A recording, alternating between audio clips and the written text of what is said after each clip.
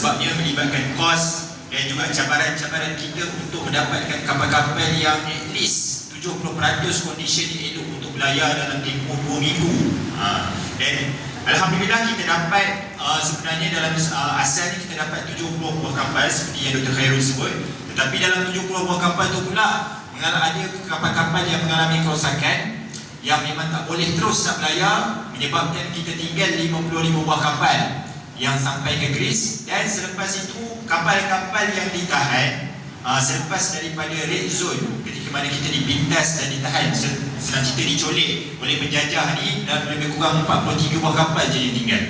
Ini adalah kapal-kapal yang terakhir yang masih tinggal, yang maksudnya cream of the cream lah, selepas melipasi tapisan-tapisan pelayaran. Jadi dah sebut, perancangan kita, kenapa ada orang cakap, kenapa kita memilih Itali, kenapa memilih Greece untuk kita berlayar? Dua negara ni memang negara pro-Israel. Memang dua negara ni memang tak iktiraf Palestin sebagai sebuah negara pun. Sejak daripada mana Itali ni dia sebenarnya pernah menyokong Palestin, tetapi akibat perubahan political shift di dalam Turki, di dalam Itali, maka ia beralih kepada mereka yang juga pro kepada Zionis. Akhirnya mereka menyokong kepada Zionis lah. Kalau tengok pemimpin dia, Perdana Menteri atau Presiden Itali, mereka memang bercakap tentang soal Israel, dia tak bercakap pasal Palestin. Tetapi kenapa kita melihat bahawa Itali sangat support kepada pergerakan ini? Kerana kekuatan dan kekuasaan rakyat. Dia berpegang negara-negara barat ni, sebabnya dia mengangkat nilai demokrasi. Bila sebut tentang demokrasi, maka suara rakyat adalah suara utama. Dan orang-orang politik di barat ni, kalau tak ada lah sokongan rakyat sebagai komuniti, sebab orang politik ni memang benda yang paling berharga pada dia adalah sokongan. Dan sokongan ni kena datang daripada rakyat. Ada kata public opinion, maksudnya macam mana rakyat berfikir tentang negara tersebut bertentangan dengan kerajaan, walaupun kerajaan mengeluarkan usul untuk contohnya support kepada Zionis, kepada Israel, tetapi kalau dia melihat kepada rakyat dia pro kepada Palestin, maka kena ada win-win situation. Itu yang kita sebut bagaimana kita boleh berlayar. Kita dibantu juga oleh Kesatuan Kerja Eropah, terutamanya dekat Itali, di Genoa. Kita melihat ada pemimpin Kesatuan Kerja di Itali, seorang pemimpin yang juga sempat untuk naik kapal, dia daripada Itali.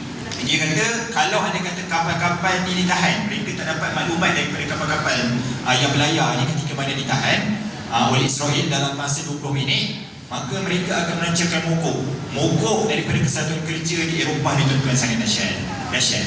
Mereka boleh mengumpulkan bukan 100,000, bukan 200,000, mereka boleh mengumpulkan 1 juta pekerja di Eropah, di satu-satu negara, sehingga menyebabkan, bayangkan kalau pelabuhan itu tak ada orang bekerja, macam mana nak uruskan pergerakan untuk pindah barang, pergerakan pelabuhan, perdagangan di port-port yang ada, port-port penting ni. Satu kapal akan bawa aset yang direkodkan oleh US Economy daripada Texas University di Amerika Syarikat. Mereka merakamkan satu kapal yang bawa nilai komoditi untuk satu-satu perdagangan, jumlah dia adalah 1 bilion USD. Kalau dia bawa dekat Itali, ada kata satu kapal ini satu kapal dekat Itali yang direkodkan di bawah Kementerian Ekonomi Itali, satu hari ada lebih kurang 500 buah kapal. 1 USD bilion darab 500 buah kapal. Berapa kerugian dalam masa sehari? Inilah yang ditakutkan oleh mereka sebenarnya. Sebab itu penting sebenarnya, walaupun kita sebut pada hari ini negara-negara ataupun pemimpin-pemimpin barat ni tak sokong kepada Palestin, tetapi rakyatnya menyokong. Dan itu yang lebih penting kepada kita untuk menyebarkan kefahaman. Sebab kefahaman dan juga meraihkan pendapat-pendapat yang berbeza dengan fokus yang paling utama adalah Palestin. Ini adalah benda yang sangat penting dan tak ada pada kita di Malaysia. Hari ini kita memilih sebab nak berjuang untuk Palestin ni. Pada orang yang bukan Islam mengatakan isu ni isu umat Islam. Umat Islam pula mengangkat isu ni seolah-olah orang bukan Islam pula tak boleh bersama-sama dengan kita. Tetapi di Eropah tak ada beza. Kau Muslim, kau etnis, kau liberal, kau sosialis, kau sekular sekalipun, kau akan berjuang selagi mana ia boleh mengangkat nilai hak asasi manusia. Itu paling penting, mengangkat nilai hak asasi manusia. Dan orang politik pula, dia bukan fikir pun tentang Palestin ke tentang Israel ke. Yang paling penting pada dia adalah fulus, duit. Yang kedua adalah sokongan rakyat tu. Sebab kalau next PRU ataupun next pilihan yang akan datang, yang mana pilihan raya Itali akan berlangsung pada sama ada tahun hadapan atau tahun hujung tahun untuk masuk tahun 2027. Sebab itu mereka nak tak nak kena dengar public opinion rakyat. Kalau rakyat tekan, so kena buat. Greece pula menghadapi perkara yang sama. Apabila melihat kepada kesatuan kerja di Itali nak cuba boykot port dekat Itali, dan kalau tak membenarkan untuk belayar daripada port Itali, mereka akan boykot. Greece pun buat benda yang sama. Kena dengar juga cakap rakyat. Nak cakapnya bahawa setiap daripada negara-negara Eropah ni, dia ada study case dia. Kita dah di peringkat JSF dan juga orang-orang yang dah biasa di peringkat aktivis yang paling tinggi lah, mereka dah study macam mana kita nak mainkan sentimen untuk dapatkan sokongan rakyat. Diorang dah study, benda tu dibuat dalam bentuk dokumen, ada lebih kurang 200 muka surat. Macam tesis, ada 200 muka surat dibentangkan pada meeting yang pertama. Ini adalah need analysis. Kenapa kami buat pelayaran ini dalam tempoh 2 minggu je expected time, daripada 1 September hingga 15 September sepatutnya. Seperti disebutkan oleh kader saya tadi, 2 minggu je expected time itu. Tetapi dalam tempoh masa sebulan tu, kita ada juga mendapat perkabaran bahawa ada juga berlaku unggah. Ada juga ketika mana negara Amerika Latin, Amerika Selatan cuba membentangkan resolusi 377 dalam kurungan A yang pasal kelima berkaitan dengan nak hantar askar pengaman melangkaui kuasa-kuasa veto. Jadi ini adalah benda-benda yang kita pada peringkat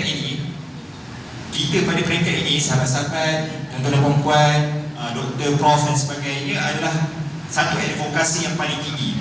Tuan-tuan tahu tak, Presiden ataupun orang yang gerakkan dekat Itali, kesatuan pengurusi kesatuan kerja Eropah yang berpangkalan di Itali, dia adalah seorang jurutera mekanikal. Menarik kan? Dia seorang jurutera mekanikal. Dia seorang jurutera mekanikal. Maksudnya background dia memang background study degree adalah kejuruteraan mekanikal, dan dia ada master sambung lah, tapi dalam bidang yang sama. Cuma kenapa dia buat untuk Palestin? Sebab dia rasa kepakaran dia, dan dia rasa ada benda yang dia boleh lakukan, walaupun dia bukanlah duduk dalam bidang sejarah, bukan sebagai ahli politik, bukan di dalam bidang-bidang yang macam penting. Untuk maksudnya pentingnya antara bidang contoh macam undang-undang dan sebagainya. Tapi orang yang berada dalam dunia teknikal juga, nak sebutnya, dia ada peranan yang tersendiri. Maka dengan peranan-peranan inilah, sahabat-sahabat, tuan-tuan dan puan-puan, gunakan peranan-peranan yang sebaiknya, kerana kita tak tahu peranan mana yang akan dipikap dan peranan mana yang akan memberi manfaat kepada apa yang kita perjuangkan. Jangan risau, berjuang dengan cara kita sendiri, laluilah proses tu dengan rasa syukur, dengan rasa apa yang Allah bagi kepada kita ni satu benda yang akan memberi manfaat kepada masyarakat. Tapi bergantung semuanya kepada niat. Dan niat ni selalu disebutkan kepada kami lah sebagai delegasi dan sebagainya. Tak kisahlah apa yang kita buat dalam masa hari-hari kita mungkin bangun tidur, kita baca buku, ataupun bangun tidur, kita tengok muka kawan kita, kadang-kadang rasa nak geram, nak tumbuk muka kawan kita geram kan.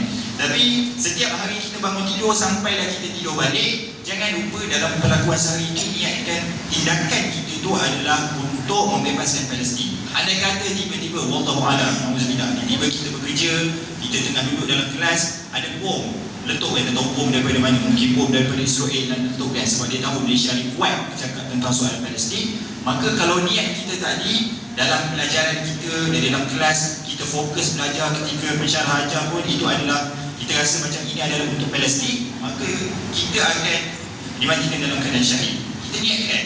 Maksudnya tak susah, senang, cuma dia bergantung kepada niat kita.